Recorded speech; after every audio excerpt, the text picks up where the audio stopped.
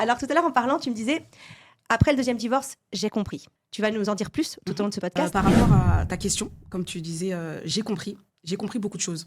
Il y a beaucoup de leçons, beaucoup d'enseignements à partager aujourd'hui. Mais en tout cas, l'idée, si je devais résumer en plusieurs points, le premier, ce serait avant tout de connaître Allah, connaître vraiment son Seigneur et de se dire que Allah, il a mis un cadre, en fait. C'est-à-dire que quand on parle du mariage, il y a un cadre qui régit justement le mariage et que c'est important de savoir pourquoi aujourd'hui tu veux te marier. La deuxième des choses, je dirais, c'est l'importance de se connaître.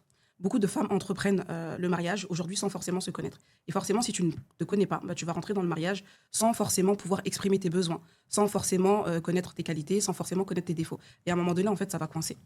La troisième des choses, je dirais, c'est qu'il faut s'armer aussi de patience. C'est-à-dire que le mariage n'a pas été créé pour pouvoir changer l'autre. Mais le mariage a été créé pour qu'on puisse vivre en tranquillité. Et quand on parle de cette tranquillité, la tranquillité, elle se crée à deux.